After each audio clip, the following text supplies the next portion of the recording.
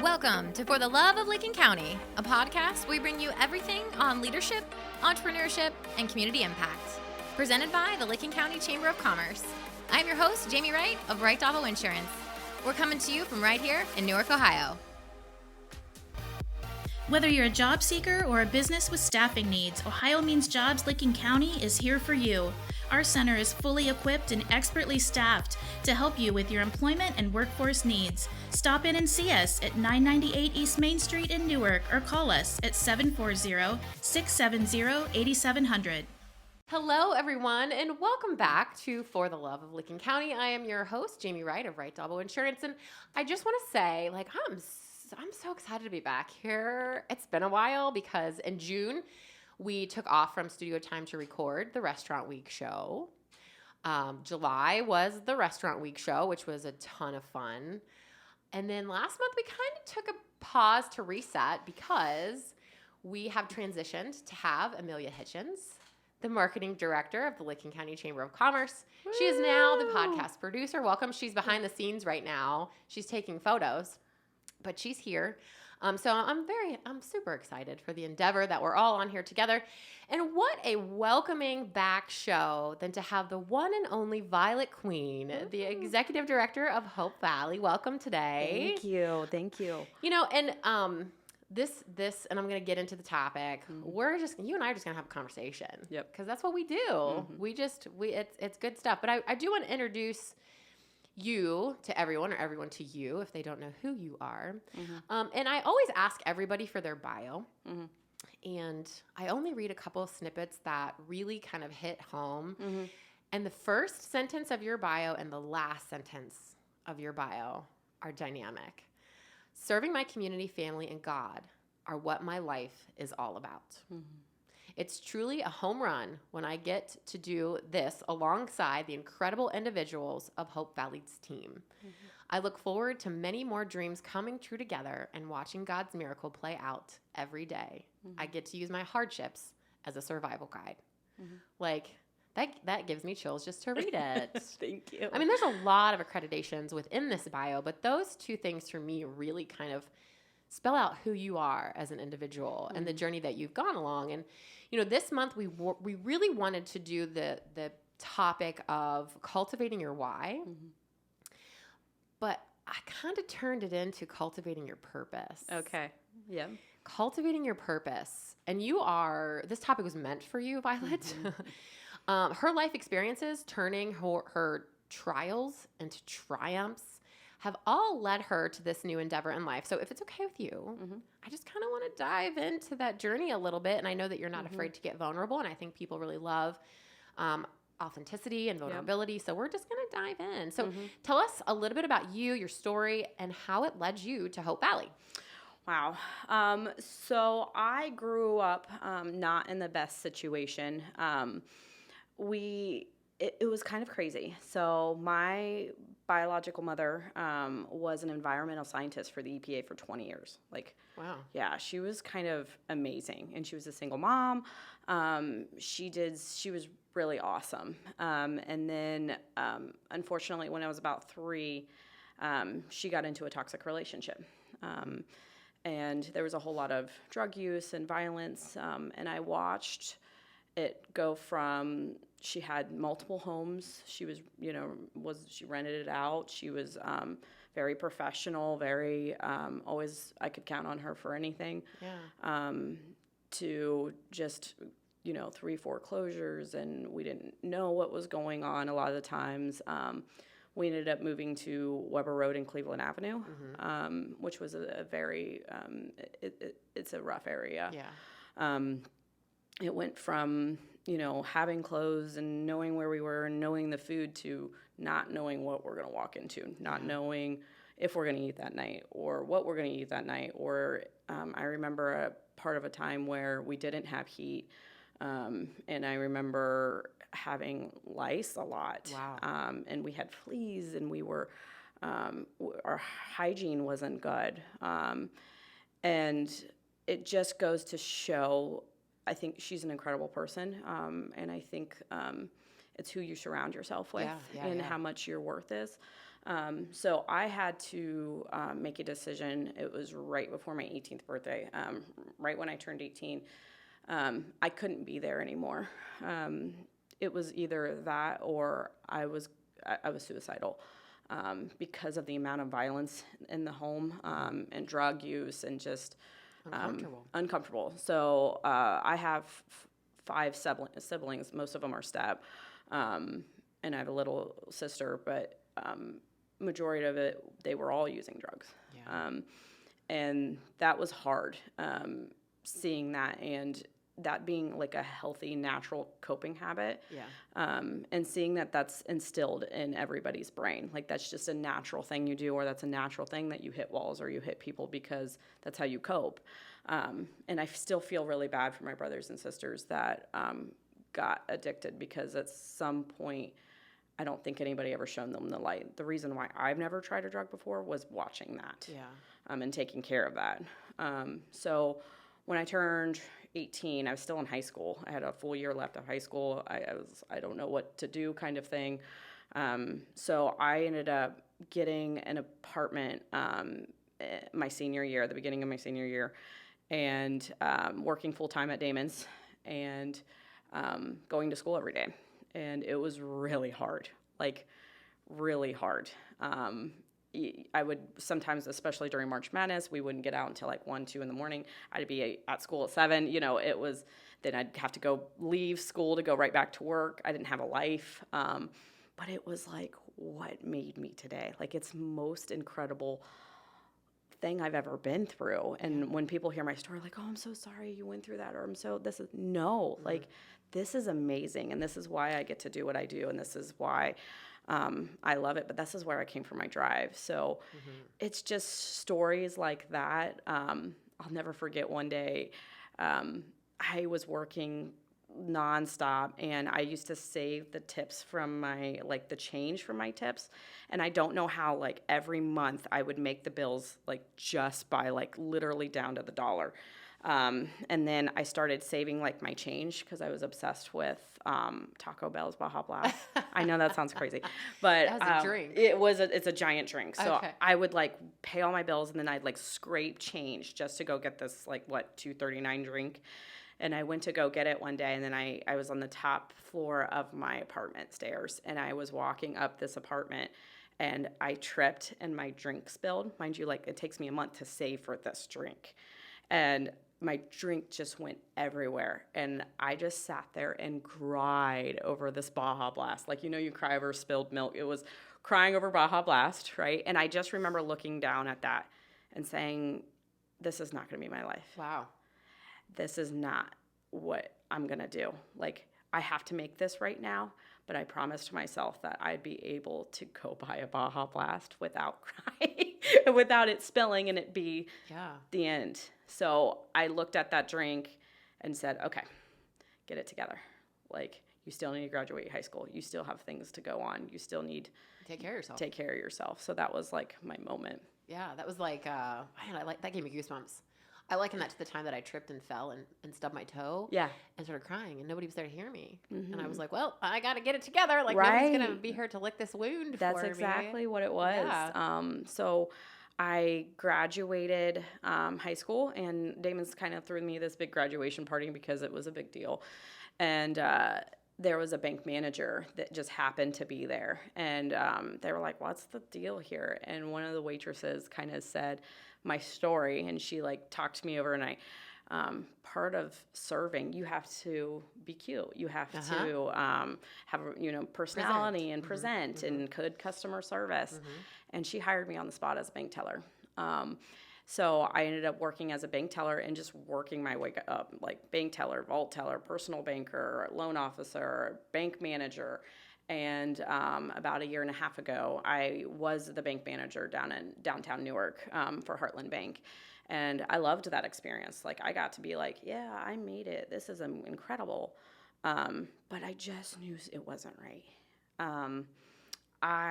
My purpose at that time was the paycheck and was how other people saw me. And it was how good I did, like how good my review was or how good my boss thought I was doing.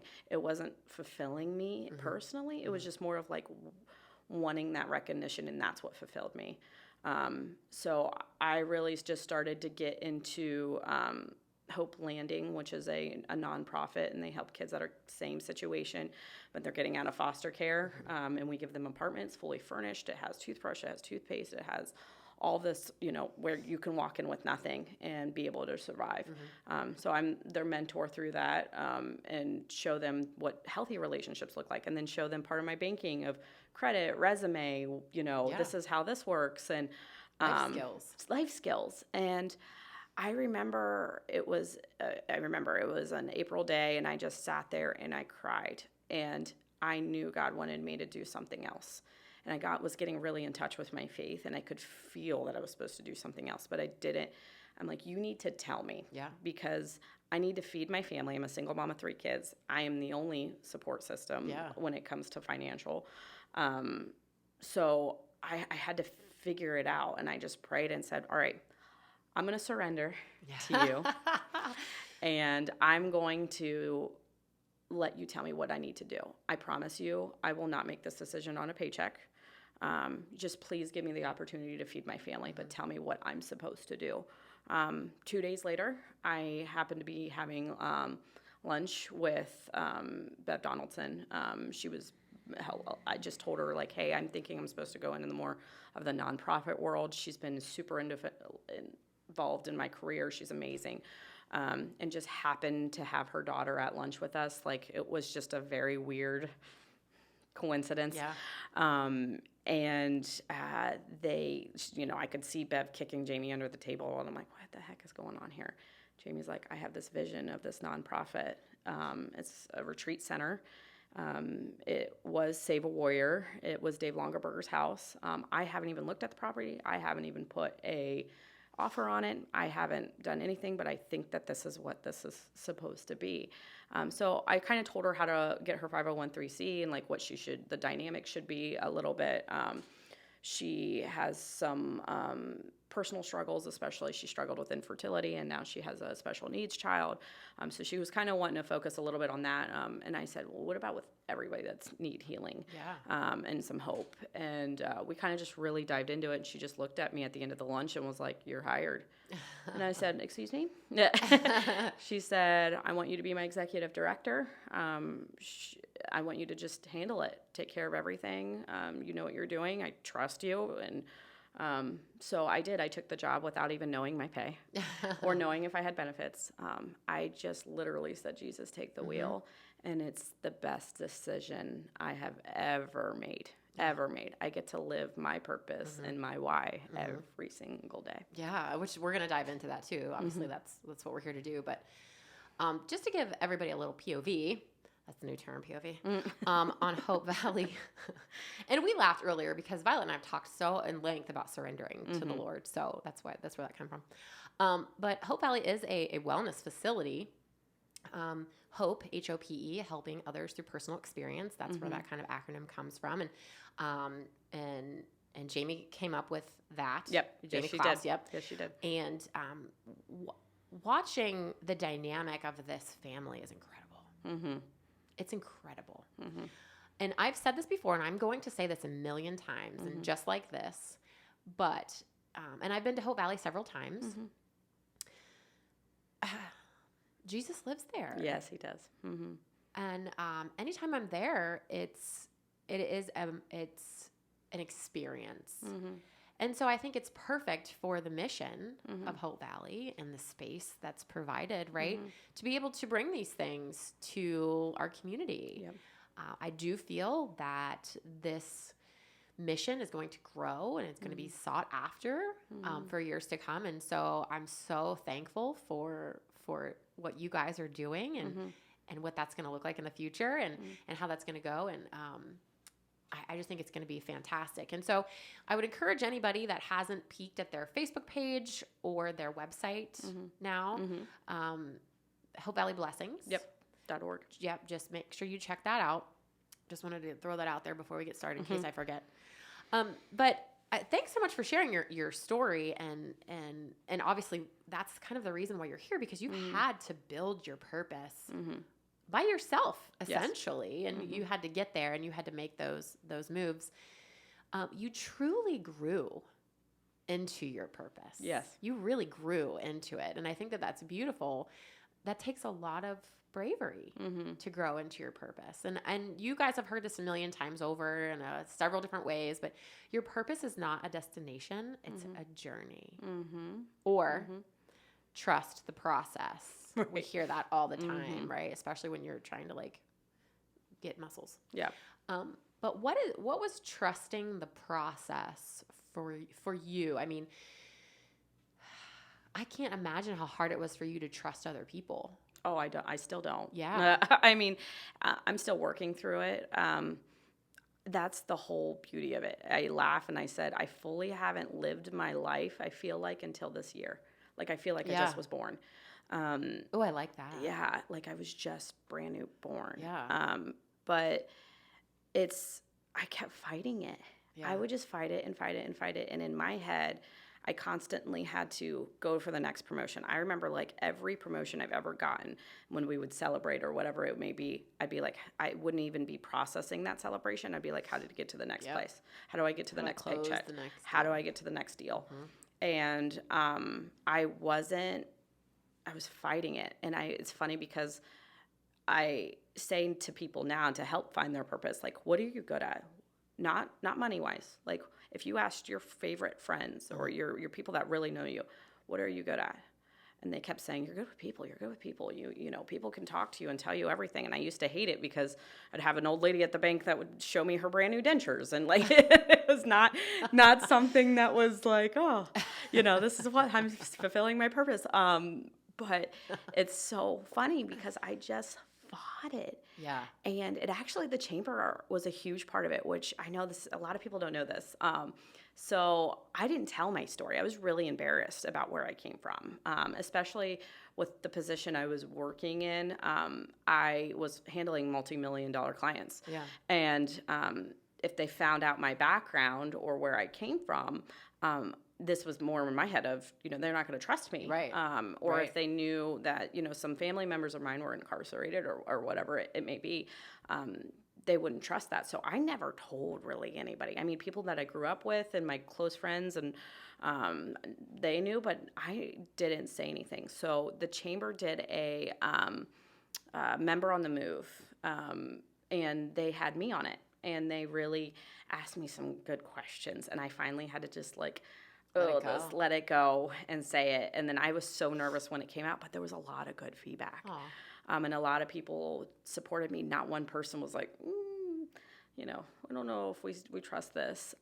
So I had to start trusting myself and trusting the process instead of just fighting it. I used to get so angry with God and scream at him and saying, why did I have to keep going through this? Why did I have to keep going through this childhood and then a domestic violence relationship? And then like when I've never resorted to drugs or alcohol abuse or anything, and I've never hurt anybody intentionally, like my heart is always in the right place. Like, why do I have to keep going through these trials?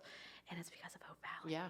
It's because I'm supposed to use what I went through to show other people what healthy coping habits are, how to do the right thing in the worst process, how to sit in a home where you're scared at night, but yet still do the right thing. Yeah. So it's a really cool experience. So getting down to some nitty gritties, and obviously my purpose for the show is all the time to give people a lot of tangible takeaways. And so I really want to dive into, when we label, what does cultivating your life mean? And I have down a few different points. If you're taking notes, now's a good time. Understanding how we relate to others in the world around you and how we make sense of it. Taking responsibility for our behaviors, which you just gave a huge tidbit on that. Following our values, making choices, and personal growth. Just had the conversation this morning about personal growth and how I'm constantly quenching at the personal growth aspect. And some people just are stagnant in that. And how you surround yourself with people that want to continually grow. And those are all kind of renditions on how we cultivate our life. And I really wanted to bring some statistics to the show, but if you go today in Google and you type in statistics on associating life's purpose with happiness, 1,170,000,000 hits. Wow. Which means it's a big deal. And I really feel like that is part of Hope Valley's mission, is to help people associate their life's purpose with their happiness, which is why I typed that in, because I really felt like that really connected with Hope Valley and the mission. 1 billion hits, which means what you're doing is incredible, because that's what people want. They want to find their purpose. And again, you can link this to finding your why, right? There's a why in business. There's a business why. There's a personal why, which I think is cultivating your purpose. But what steps did you take, do you think, either logistically, mentally, but were there any steps that you took to find your purpose or your why? I mean, besides life experiences, was there anything technical? I think that you have to do it for the right reasons. Yeah. Oh, that's good. I just recently had this conversation with a friend of like, they were wanting to build a business and they were wanting, and I think that's wonderful. Yeah. But are you doing it for the right reasons? Are you doing it for a paycheck, or are you doing it for the recognition, or are you doing it because you truly think that that's what's going to help people? Right. And really, I just started healing. That was the first step. Yes, I had a great opportunity in front of me, and and it's been doing really well. Yeah. Hope Valley is wonderful, but I had to. It's kind of like what Jamie told me. If I'm gonna talk the talk, I have to walk the walk. Yeah. And yes, Ooh. and I really think it was healing myself and healing that inner child and healing that I was toxic. I was toxic, and I can say that. And I had to speak kindly to myself. I was breaking generational curses that have went through my great-grandmother in that aspect. So I had to be kind to myself, have grace for myself, have grace for people around me, and understand that people are going to love me just because they love me, not because they want something from me. Yeah. So it was so crazy because I had to. Yeah. With Hope Valley, there's a labyrinth there. And I will never remember walking when we first went to go purchase the property.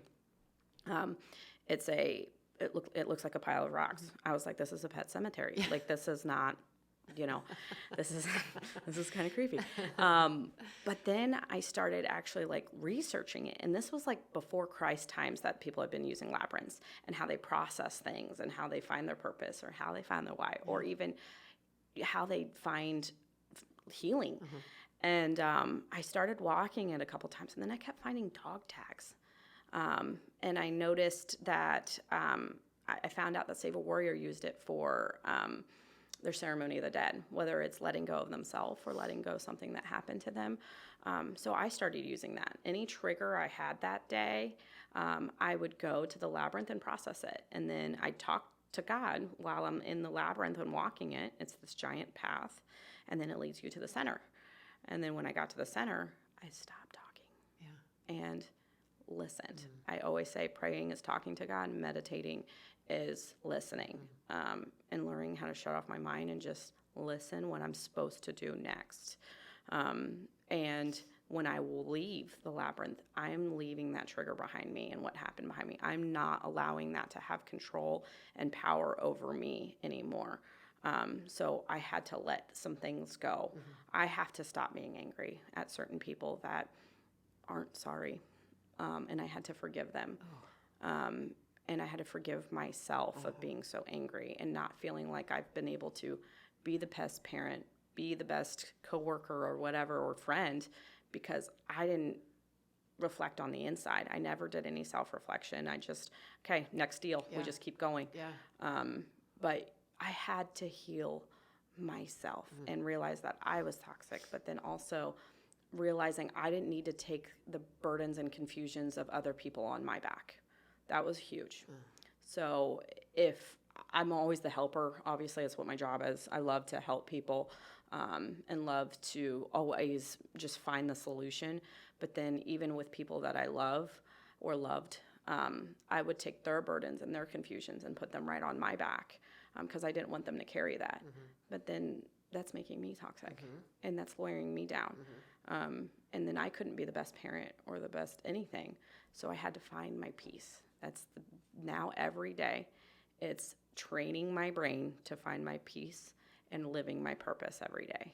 And that is how it all works.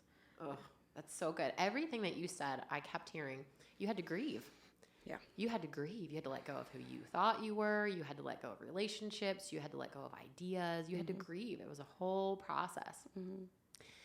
People have a really hard time with patience. Your process was years. Years. It's still work. It's still. Yeah, and I think it will be. You know, that's what life is, right? It's a work in process. But I love how you're highlighting the fact that don't be afraid to grieve. Don't be afraid to let go and move forward. You have to, or it's gonna creep up on you on the worst time. It's so funny because like I kept for a while with Hope Valley even. I'm like, oh, I'm doing better. I'm healing. I'm great. I'm this, I'm that. And then I went to the chiropractor, regular chiropractor, and she started adjusting me. And she said, whoa, this was the first time I've ever been into a chiropractor. And she says, has your body suffered trauma, especially in the head? And I just instantly go back to that of like, yeah, it did. Sorry. And I don't think about it. My brain does not go back there. Compartmentalize it. And she's like, I don't feel comfortable at all until we get an x-ray. And there was certain, during that x-ray and the body scans, it showed that my body had suffered through some trauma.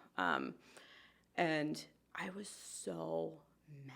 Yeah. Like, and this was probably 2 or 3 months ago. Like, I'm still healing. And I'm like, I just want to send these people the bill and, everything that this is. And I was so mad and I couldn't even go to the next meeting. And I'm just like, oh, but then I have to realize like, I gotta forgive myself for being mad. I'm going to have triggers like this still. But being able to still, I was so mad that the fact that I still have to deal with things that happened in the past that I felt like I've grown from when I realize I haven't. But that's okay. Yeah. I gave myself grace and I'm breaking generational curses. And my kids are never going to have that problem. And it's not just, my mother and my stepfather. It was her mother. It was their mother. It was, they may not have been physically abusive, but this is a curse that I'm breaking, and I have to just grieve, and I have to be okay. And I every day have triggers, and you have to face those demons. Or I see it. You'll see 40-year-old men that have a mental breakdown, and it just all comes out at once. And that's what we do at Hope Valley is, we try to have you face your demons so you can look at them right in the eye. You can look at evil literally right in the eye and smile. Yeah. And then envision if God is not your passion or God is not something you're in, you're strong enough. Yeah. You're worth it to not let this thing hold you back anymore. Man, that's deep. That's so good. That's so good. Do you have a personal why statement? People ask me that all the time.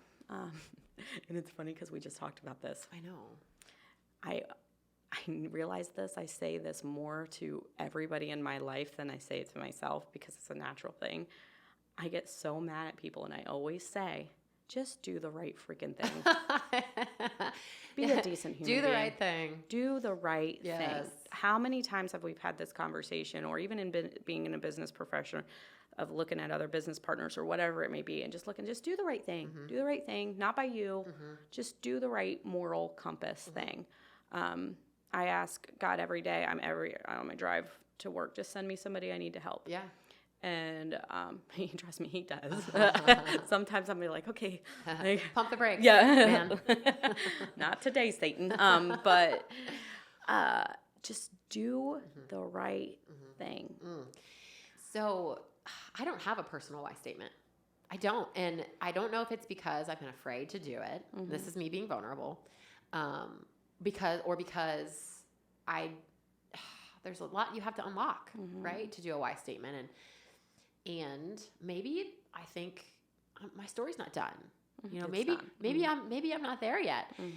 But a personal why statement, it could be a paragraph. If you're thinking like it's like one word, like family, and that could be it, or the paycheck, or whatever the case might be.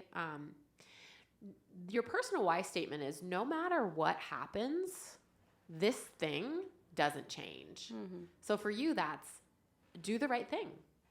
You know, that's not going to change. No matter what else changes in your life, it's do the right thing. So I love that. Well, now, these two are very similar. What drives you? Doing the right thing. Doing the right thing.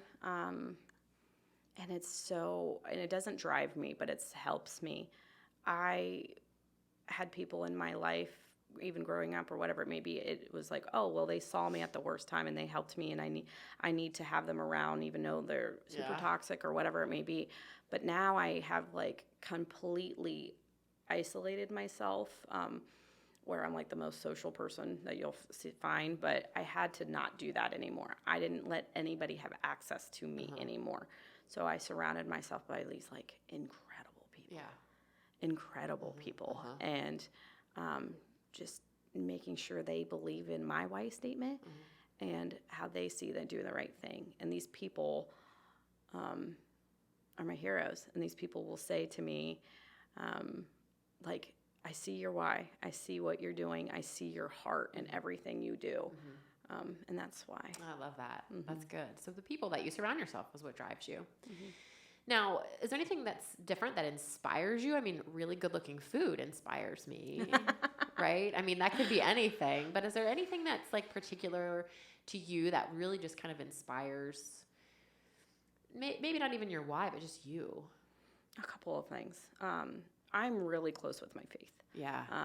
And that's not for everybody. I completely get that. But if I hear it from him and he's telling me what to do, even though I'm like, are you sure? You know, that inspires me. It used to, and I'm not gonna, it used to be the paycheck. It used to be for the accolades. It used to be it used to be like wanted to just literally rub it in everybody's face that thought that I was going to be another statistic and made fun of me, and even teachers and old classmates. And I just wanted to be like, listen, look at me now. Look at me now. Now it's just doing the right thing, inspiring me. And then I have Jamie's in my life, obviously. And she's kind of this really tough cookie. She doesn't show a ton of emotions. She's very, sometimes people say that she's hard to read and things like that. But she just took me in, and she, no matter the situation, like I am an emotional person. I have to keep it in check sometimes, but she can have the worst day. She can have a daughter, you know, that has special needs and is screaming at the top of her lungs saying she hates her, and you know, and she's dealing with that, and she's crying in the car, and she's trying to just get to the school, and then she's dealing with 4 dogs and the home and just everything, and literally could be bawling her eyes out in the car, and then she walks in the door, especially in a meeting where you would never guess. Really? She turns this face on that's like, bam, and she still rocks it, and yet she still is everyone's support system, mine and her kids, and the whole family looks up to her. So she's everything I'm not, so I wanted to be more like that. But we actually had this conversation last night of, do you see my why? Like, do you see? And she looked and said, I see it every day. You want to be the better mom. You want to be the best leader. You want to do the right thing through your experiences and your purpose. And you're incredible, and I'm in awe of you. And I just was like, whoa, we're showing emotion, you know. But she's taken that role, and then she, you know, her husband Jim, that he took on the dad role immediately. He told everybody, that's my daughter. And we joke and said that they adopted a 30-year-old, but they did. You know, they my kids call them, JJ and Papal. That's their grandparents. They, had Christmas. There was during Christmas they had stockings with my name on it, and I just bawled because I'm used to like, no, we don't do family. I don't have family, so I don't speak to any of my family anymore. So I'm like, nope, I don't. I do these holidays by myself. I'm okay. But they're like literally show up my door like, nope, let's go. You're ours now. That's such a good, so metaphorically, that's what you want for a business, especially one like Hope Valley. That's your tree trunk. And I think when people hear this, they're going to be like, wow, that's really incredible. And that's what the basis of this is. And who this family is and what that looks like and how that is going to then transcend other people. Yeah. I think that's so beautiful. The great thing with this family, they're part of a large, well-known family in here. And even through banking and now especially dealing with it, everything they do, everything, every little thing they do is for the right reasons. They're doing for the right reasons. And that's why I rely so heavily on it. It's a very weird dynamic because a nonprofit, you can't own, nobody can own a nonprofit. Right. You can have a founder, you can have an executive director, but a board can kick us both off at any time. So it's not this family-run business because we still have, and with nonprofits, they're very anti-family. They don't want to see favoritism. They don't want to see certain things. So we have to be careful in some aspects and things like that. But so I'm able to use my business professional at the end of the day and be like, nope, Jamie, we can't do this, or yes, Jamie, and she relies on me for all of that. And then, but though I can look at her and be like, I'm struggling. Yeah. I'm struggling. And she'll be like, let's go. Yeah. Let's go take a walk. Let's go do what we need to do. But it's just the tree trunk. It's the culture. Yes. It's the culture. It's the basis. I love that.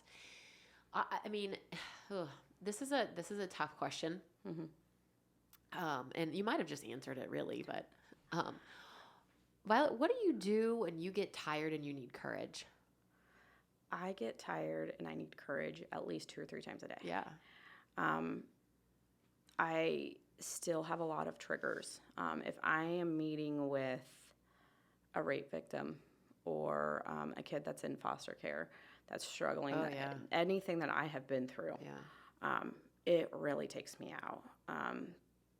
I remember looking at my dad, Jim. At one point, I was working with a little girl who, a lot of bad things were done to her, and I just said, I can't do it anymore. And he's like, you have to. This, she needs you. She needs you. So I was praying. I don't know what it is with me and the chiropractor, but I was praying on the way to the chiropractor. And I was sitting in there, and I watched somebody leave. And then I watched her, I could see through the whole, she was just taking a break from all clients for about 10 minutes. I went in and I said, I'm sorry, what did you just do? She says, I'm an empath. I take on other people's feelings really a lot, even if it's clients. So I have to meditate and I have to pray to give it up to God, or I can't serve my next person and give them my full list. And I was like, ooh, yeah, I'm going to steal that. Yeah. So if I am doing that, and I'm taking on other people's feelings or giving them my all, and it's not necessarily somebody that's triggered me. We at Hope Valley work with anybody. I've worked with politicians, billionaires, CEOs. We take it all, and it's all confidentiality agreements. So I can't tell anybody what I'm hearing. Sure. So I have to keep all of it in, and it wants to explode sometimes. So I really started doing that. I started just taking a second before anybody and making that moment in that time is actually, this might sound bad, but is more important than those actual clients. Because if I don't take that time for me and I don't pray and I don't let it go and I don't meditate and I don't move that emotion out, I can't work on my next client. Then I can't come home to be a mother to my kids. Right. Then I can't, it's this trickling effect that me is number one. And that might sound crazy, but my peace comes before my children. My peace comes before anything. And that doesn't mean I need a spa day or a bubble bath or whatever that means. It means that I have to know that I have to take care of me and my mental health, or it won't work. Well, it's like the oxygen mask in the airplane. Yep. You have to put your own mask on before you put anybody else's on. Right. You have to reset. And nobody does that, though. Right. Absolutely. So everybody, if you look on anybody's calendar, especially business professionals, you go in your calendar and you've got your business plans, you got your doctor, you got this, you got that. When do you ever schedule you time? Right. It doesn't come a priority. And then if you have you time and then something business-wise, this deal could come up, so I can just like go ahead and cancel that. Yeah. Yeah. Don't. Yeah. I had Sarah Schwab on, and she said that. She said, in my calendar, I literally schedule 10 minutes to myself to meditate, to take a break, or whatever the case might be. Obviously, she probably had to learn that. Yes. I mean, and that's very true. We just don't schedule that time for ourselves. It's blocked out in my calendar. You can't request a meeting. You can't do anything with me. Great idea. If someone needs help finding their purpose, what advice would you give them? Same as now. What would your people tell you you're good at? Not money-wise. What are you good at? And then even if you're good at it, does that serve you? What truly makes you happy? Is it money? Is it the accolades? Or do you think that you could solve those toxic behaviors and do what your actual purpose is? I tell people, like, I live this awesome life and I have a great job. Does it wear me out at the end of the day? Absolutely. But then I have to think of, like, I just helped a mom that was grieving a child she lost. Yeah. I did this, and this. And it's like, Violet, you live so amazing and blessed. Yeah. And you have to be able to find your purpose and find your why, but then also protect your peace at the same time. So if that's like this crazy, career jump or move or things like that, you have to process that. You have to grieve. You have to heal in you first prior to making that jump, and have to do the work. And then I always tell people to tiptoe in it. I didn't immediately jump into nonprofit work and just give my whole life up. I started volunteering. I started realizing this is really cool. And the reason, this might sound so bad and so selfish, but I started doing nonprofit work and volunteering because I wanted to, especially after my divorce, I wanted to where my time would be in a healthy purpose. It wasn't really mission focused. It was not like I would go to the Salvation Army or whatever it may be, and it wasn't fulfilling me, but it was just saying, like, okay, some people can take a turn and go to the bars and turn to drugs or whatever it may be. I didn't want to do that. So I just said, I'll do it for me and just like keep up my time. But then it was like, oh, I really like this. I really like this. And I'm making a difference here. You have to journal and figure out you. And if you aren't in this position to jump and make this crazy career choice or whatever it may be, you have to do that outside of your work. And I promise you, if you do it for the right reasons, it will all intertwine. It will all come back and it will all come together as this big, pretty bow. But you have to be able to surrender and you have to be able to heal yourself, or you're not going to be ready for your purpose. Yeah. Oh, that's so good, girl. That's so good. So again, tangible takeaways too. This is a huge show for tangible takeaways. Simon Sinek, very well published author, brilliant mind, business genius. He has this experiment. If you go to YouTube, you can look for it. It's 2 minutes and 23 seconds. And that's the video that you're looking for. So this is not mine. This is Simon's. But he says, and the question was, how do you find your why? And I was originally going to do this with you, carte blanche, but I'll just give people the notes, the Cliff's notes. He says, call your friends that you love, not your family members, not your spouse, not your siblings. Call your friends that you love and ask them, why are we friends? And ask them, what is it about me that helps me to know that you would be there for me no matter what? It's like, how do you make me feel? How do I make you feel, kind of a thing. He says, eventually they will give up and stop.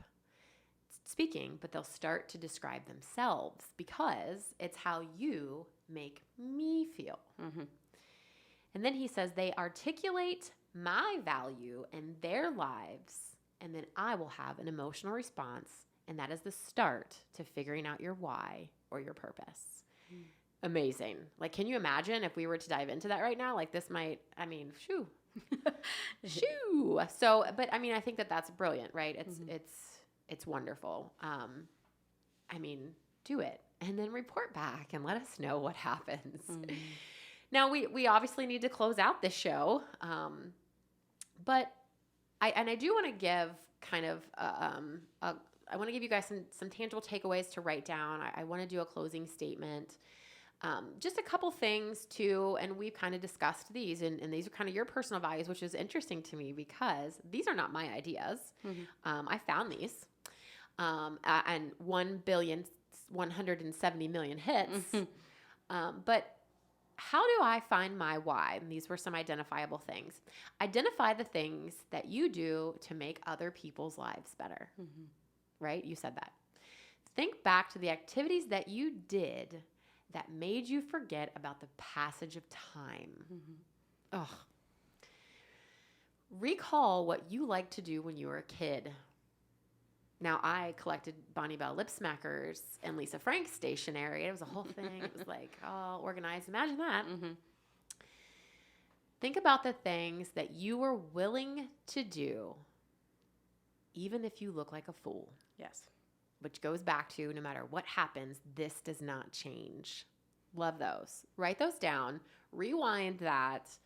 Dive into that. Plus the Simon thing. I wanna ask you to. Are there any books or podcasts that you've read or that you're reading, listening to that you would recommend for people kind of in this realm? And I'm really hoping that this touches some heartstrings today. But mm-hmm. anything that you would recommend for people? I really got into Jay Shetty a little bit. I became a certified mm-hmm. life coach through him and his program. So I read the book Like a Monk, Think Like a Monk. Mm-hmm. And it's talking about your purpose and how to keep your peace and protect your peace. And it also goes into a little bit more statistic-wise of, the brain of a monk versus, a stressful person and what that looks like. But then also how to protect that peace and healing yourself within, which made me realize last year, obviously, I needed to heal myself and forgive people.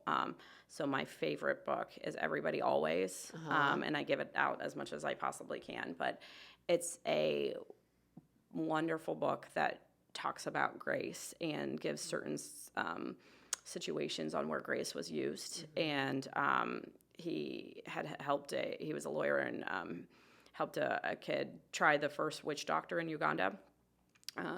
Did some awful things to a child, and the ending is pretty amazing, where you just see some grace and you see, wow, this person that made me mad or that cut me off or did things and hurt me, isn't that not, we have to learn to forgive. And I had to realize for myself is what things that have happened to me wasn't because of me and what I did or mm-hmm. said or I wasn't the best kid or whatever it may be. It's because of somebody who was struggling internally on the inside. Mm-hmm. So what people do to you is more of a result of what they see to themselves. Yeah. And it was a lot of that. And so healing and then finding my purpose. Oh, that's good. Mm-hmm. So pick those up. And then I ask everybody this question, mm-hmm. and it always puts them on the spot. So let's see how well you perform here. What's your greatest life hack? Oh, protecting my peace. Okay. That is the huge, I know I say this to everything, and She does, really. I teach a CTEC class over it. I do speeches. My peace, protecting my peace. If it doesn't serve me, even though it looks like a nice check in front of me, walk away. Yeah. We talked about that too. In closing, I kind of wanted to leave everybody with this statement, and it's not mine either, but it's beautiful. Why it's important to find your why. When you know your life's purpose, it becomes easier to focus on where you're going, what matters the most in your life, and what decisions are aligned with your goal. It makes you committed and passionate about your goals. Having a purpose will help you find your true passion, your dream job, and commit to it. Mm-hmm. The process is really hard. It is really hard. Yes. First, find out what your definition of success is, right? But here's the cool thing. You get to set the terms. Violet, thank you so much for being here, for being super vulnerable, for always being authentic, for being a friend.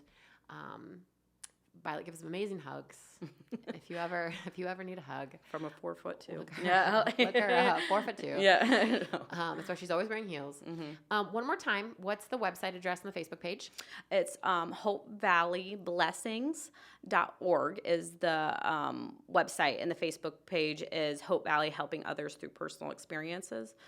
We are, again, a nonprofit retreat center. It's beautiful, and we host where you could have retreats for help with your burnout rates for your employees, and then we do even family aspects of retreats and any retreats, but just kind of helping. It has to be through mental health and wellness, and then we do like regular community through the weekdays or through we've done free retreats for veterans and trauma victims, and just a way to help heal the whole community. We wanted it to where you have this wonderful stay no matter who you are. You have the best sheets, you have the best beds, you have the best everything, and the best healing process that's available for a CEO of $1 billion company or just somebody that's really struggling and that just needs it. And we're able to provide that, which is awesome. It's such a safe place. Yes. It's a beautiful place. Yes. Thank you so much for bringing it to us and making it and birthing it and making it alive, right? Thank you so much for what you do in the community. You guys, thanks for joining us this month on For the Love of Licking County. Be sure to join us next month. You won't want to miss it.